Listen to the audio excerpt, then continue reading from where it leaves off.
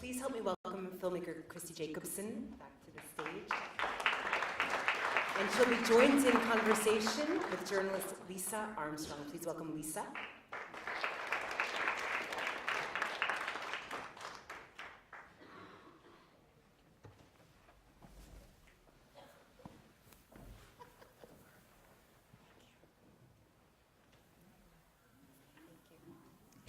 Hi, everyone.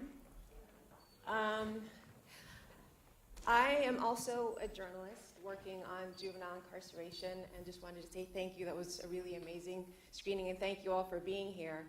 We're going to start with a couple questions from me, and then we're going to open it up and take some of your questions. So the first question that I have for you is, why did you decide to make this film? Like, what were you hoping to get across? What were you hoping that audiences would take away from it? Okay, so I guess there's like a bit of an evolution in terms of why I wanted to make the film, and then once I started making the film, what I ultimately hoped people would take away. So back in many, many years ago when I was in college, I was studying sociology and specifically criminology and specifically juvenile justice. And I worked in the juvenile courthouse in Raleigh, North Carolina. And so that was my first exposure to what I perceived to be a deeply troubled and broken system. And that's what drove me to want to make documentary films. So every other film I've ever made, when people are like, why did you make films? I tell that story, and it doesn't always exactly relate to the film that I made. But after making A Place at the Table, I found myself in a position where I had a little bit of time and access to a little bit of funding to kind of go back to the kinds of stories that made me want to use film to tell stories, and hopefully tell stories that would affect some change in these areas where systems are broken. And I was reading a lot about what was going on in the summer of 2012 in the criminal justice reform space, and one of my funders is like incredibly knowledgeable, and we were looking at the issue of juvenile life without parole, which at that time was about to be, there was a Supreme Court case that was about to be announced, and anyway, I started reading some stories about juveniles who were being held in solitary confinement.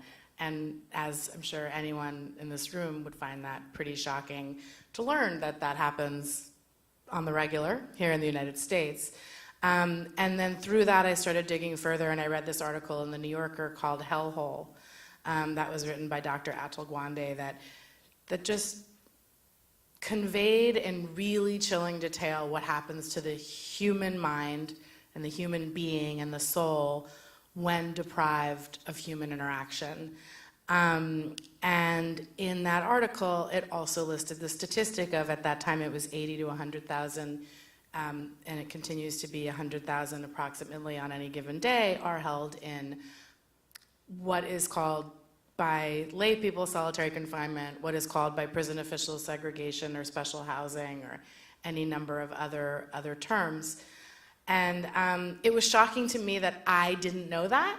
Like me, who cared about these issues and was invested in these issues, didn't know that. And then it occurred to me when I started doing research that it seemed that nobody really cared about that, but a handful of really dogged journalists who were trying to uncover that story since the 80s, and of course, a large group of advocates. So I decided I wanted to tell that story, and to do that, I thought I'd need to get inside and tell the story fully, but I didn't think that would be possible because just about everybody told me that would not be possible.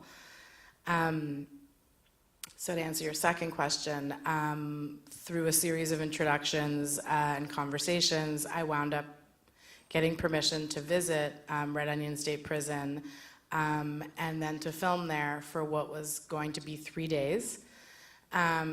And once I was there, even on the first day visiting without cameras, and then by the 4 hours into the first day with cameras, I realized it was an extraordinary opportunity. I felt a deep sense of responsibility, and that responsibility was to tell a story I felt that truly humanized some of the most forgotten people in our country. To do that, I needed to get to know the people who were being held there, as well as I wanted to understand what it was like to work there, to run that prison, and to understand what the whole institution was. So one of the things that I get asked a lot, so just as background, my most recent work has been on juvenile life without parole, and I was at a conference a couple weeks ago, and a woman said to me, you know, you spend so much time and you're talking to murderers, like you're talking to people who've taken other people's lives. And obviously you're doing that in a way that shows a certain level of compassion, or the only way that someone's going to tell you their story is if you're truly listening to them and you want to hear what they have to say. So how do you do that? Like, how do you go in and talk to people who are in solitary about their lives in a way that demonstrates compassion? I mean, I think that I found in those like first 24 hours or whatever, or within 24 hours of being there, I found that there was something that we all shared, was that we were all human beings with stories, and that certainly after spending more and more time there, I recognized that most people had had pretty traumatic lives on the outside before doing whatever it was that got them sent to prison, and before doing whatever it was that might have gotten them sent further into the supermax. But I felt like something that I've always tried to do in my work is just get to know people and find something that we share. And so I didn't ask anyone when I met them inside the prison what they did to get there. So sort of what I tried to recreate in some ways in the film was my journey in particular with Randall. So when I met him as a charismatic guy who had a great way of, he was a storyteller. He was clearly a really good storyteller. I knew he'd done a few things that landed him where he was. I didn't know what those things were. And I just started to get to know him. And I then learned more about what his life was like, his childhood, etc., and then ultimately the commission of his crime or crimes. And I felt, at times conflicted, but at the end I felt that his story shed so much light on sort of what's broken in society beyond just our criminal justice system and what goes on inside of our prisons. So I think that if we, by no means did I make a film, and I guess you guys can tell, that's saying, hey, these guys are innocent and we should let them out. It's just that we're all human and we should treat each other as such. And so it was a dance, of course, and I credit my team, my filmmaking team, and in particular my editor, to try and like recreate that experience for you, the audience, and give you guys, the opportunity to make your own, judgments about the men featured in the film. And how did you settle on the people that you featured? Like, did you talk to a lot of people and say, okay, these are the ones I want to feature, or were they presented to you by the prison? Yeah, so it was a very organic process, and sort of being here as part of Double Exposure, where we're talking about journalism and filmmaking, I found myself when I was inside that prison going, how do I do this? And I learned a great deal in my own sort of approach to filmmaking from spending my formative years working with Barbara Koppel, who's an extraordinary documentary filmmaker who has always taught me, like, you just have to be ready to go on the journey and let the journey take you, go with it, use your instincts. And so there were some circumstances. So for example, Randall, I did meet on the first day I visited. He was among a few people who the administration wanted me to meet, in that he was someone who is among the worst of the worst, right? Like from a prison management point of view, and yet, he was still participating in this program. So I met quite a few people through these group interactions, but as time went on, And as I continued to go back, visit after visit, and shoot after shoot, I began to realize that, like, so I made some really profound connections with some who over time began to, I think, share with me more of their stories and their lives, and others maybe didn't feel as comfortable doing that. And also, I wanted to seek out people. And so sometimes I just went to doors and talked to people as best as you can in that circumstance, which is very difficult. So for example, I met Michael, give me my salt, Michael, in the infirmary, and I was able to converse with him because the infirmary windows are much bigger. And so in most of the cells, if you're trying to have a conversation with someone, I think you might have gleaned this from the film, but it's almost impossible. It's constructed to make a face-to-face conversation impossible. So you're like trying to talk to someone, and you can have eye contact with them, or you can't hear them, or you can put your ear to the crack in between the door and the wall to hear better. But in the infirmary, I could talk to Michael and get to know him a little bit better, and also allow him to get to know me a little bit better. And by that I mean being able to introduce myself very clearly as independent, as not working for the Department of Corrections, which is what most people would assume, seeing a camera crew inside that prison where there has never, ever, ever been a camera crew, or visitors that aren't there, working in some capacity for the Department of Corrections. So it was a range, and then I felt, after meeting a lot of people and sort of seeing the work that was out there in the advocacy space on this issue, it became really important to me to tell the stories of men who were not claiming innocence. It's not about their innocence or guilt.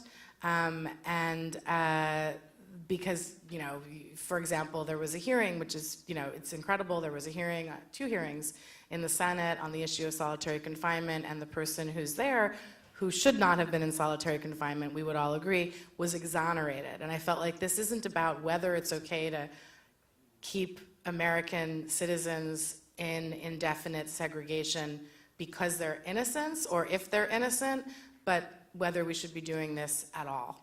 So that informed the decision. And then, of course, it's just really about storytelling, and there are lots of people who we spoke to that aren't in the film, who I wish could be in the film, but just in terms of trying to build some kind of narrative journey, which is hard when nothing really happens. It seemed from some of the interviews, like for instance, when Lars was speaking, it seemed like Greg, the prison unit manager, was in there. Was there always someone from the prison in the room?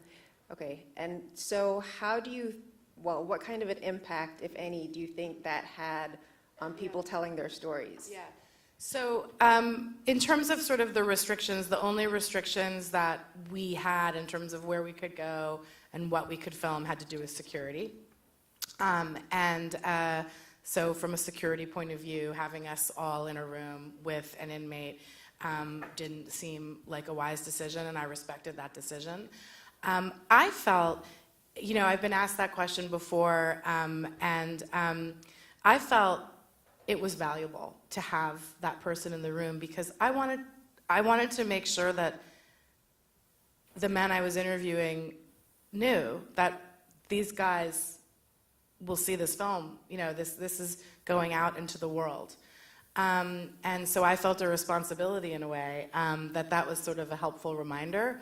But I think that also over time, when I first got there, who is she really? She must really be working for the DOC.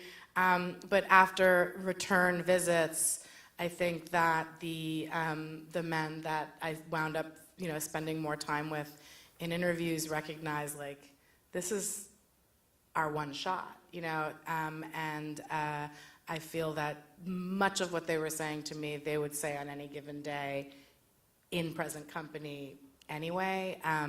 Certainly it was the kinds of details about their lives that probably the prison official who was in the room had never heard.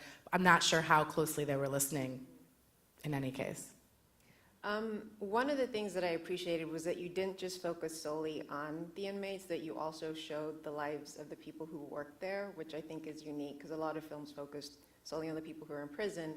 Why was that important? And again, like why did you decide to do that? You always interview me. I mean, that was part of the journey that I was discussing earlier, is that, you know, you go in, or many of us making documentary films go into a situation with some understanding of what the situation is that drove us to want to get there, but you have to be willing to move, right, and to just be open. And I found after being there, first of all, I found the impact that being in that place had on me.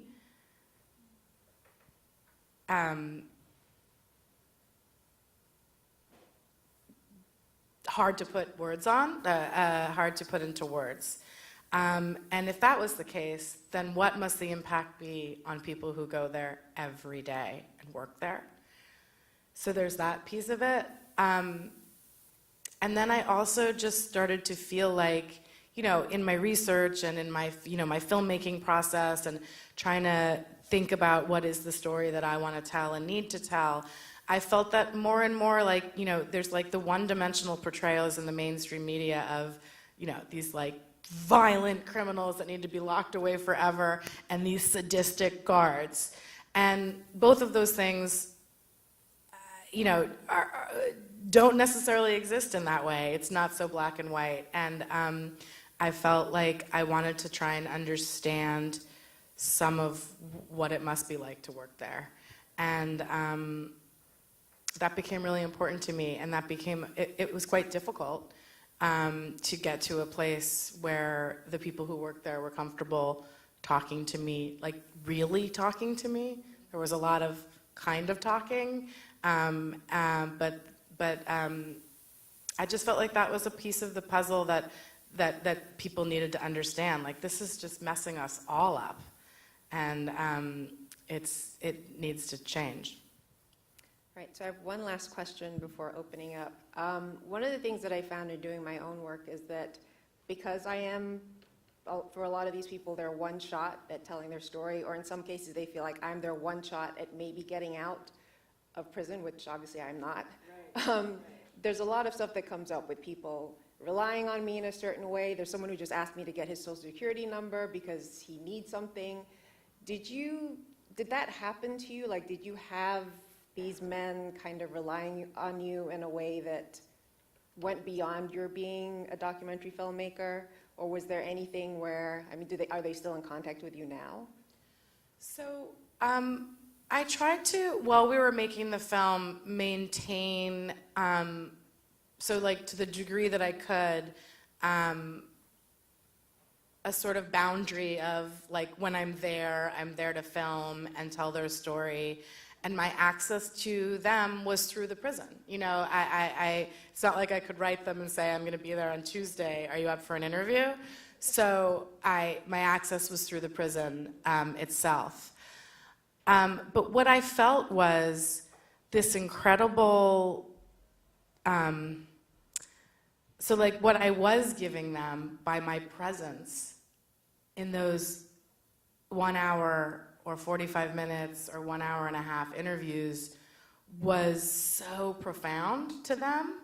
Not just the opportunity to be heard, but these conversations, listening, talking, offering water, that I felt I was so scared that that was gonna really mess them up. Like, now they're not gonna have that again.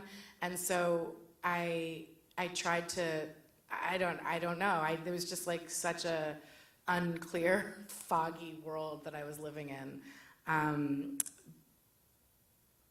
Yeah, I don't know if I answered your question. Are we using this mic? Josh, take a picture. Sorry, what'd she say?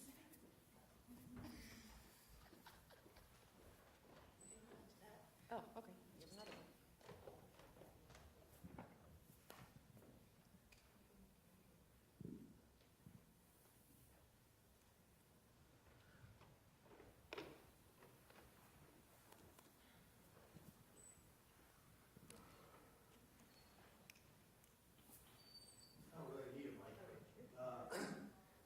Just wondering what the inmates think would improve the situation, where they could be, if not rehabilitated, what ideas they had on how to make it more humane, and also what the guards thought could be done differently, if they did.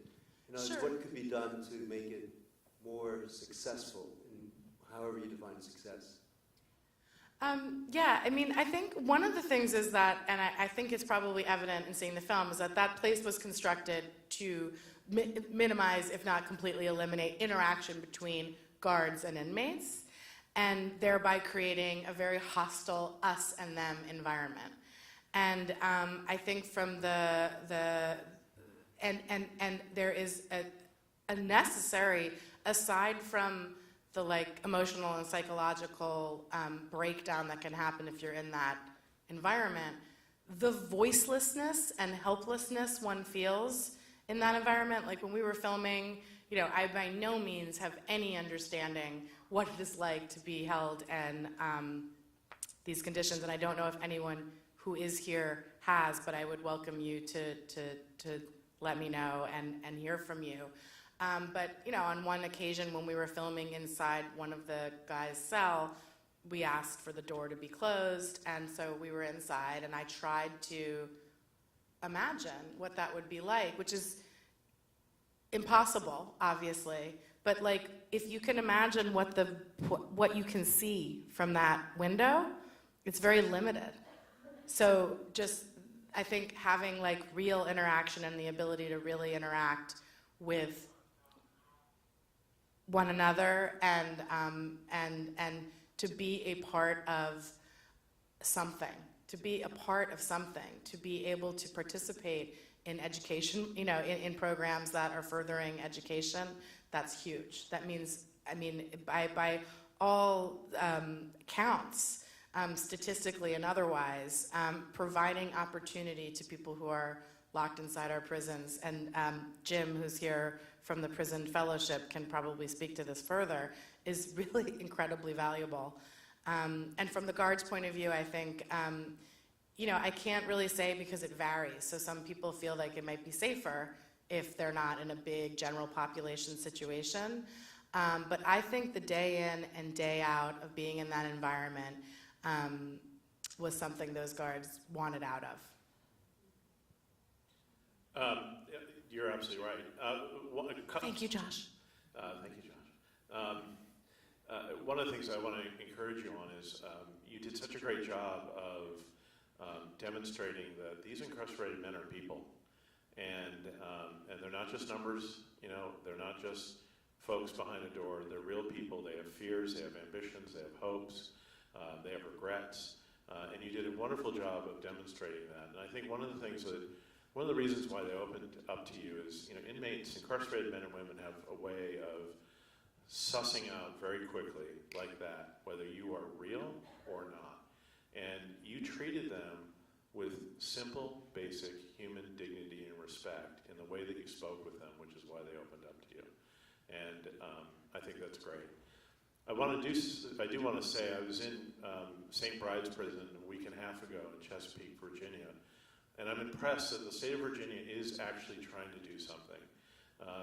It doesn't make sense to me that somebody sits in a cell isolated for 17 years. That doesn't make sense at all. But the fact that the state of Virginia has this step-down program makes them uncommon in our state system. Most states aren't doing that. The state of Virginia also has 8 facilities across the state where they have pre-release programs where they send you 24 months before your sentence is done so they can put you as close to the community that you're returning to. What are some things that you think, some simple improvements that could be made in Red Onion that would bring more peace and maybe run people more quickly through the sort of incentive system so that they could get back to general population, just from what you observed? Well, just quickly, I just want to add to something you said, which I think is really important, which is that, yeah, Virginia stands out in its leadership in this area, and that's important for people to know. And also that the inspiration, the motivation behind implementing the step-down program at Red Onion Prison, at State Prison, came from a public safety point of view. The then Republican governor is who implemented the program, and it had to do with a recognition that literally releasing people from that cell to the street, which is what was happening, puts the public at risk. And so there now is a strong focus on reentry.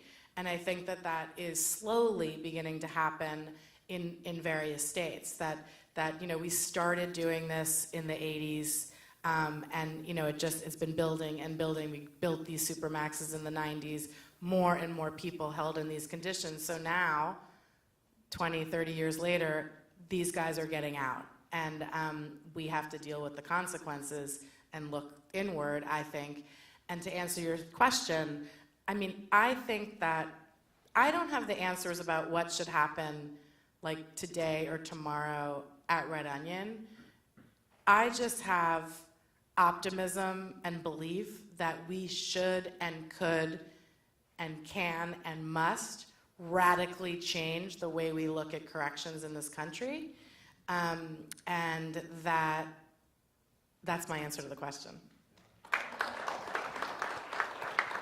I'm so sorry. I see people with their hands up, but I got the wrap-up signal. I don't know if, are you going to be around? Are you going to hang around if you want? Okay, so she'll be here. Thank you guys all so much for coming. Thank you so much for coming and for Thank sharing. you.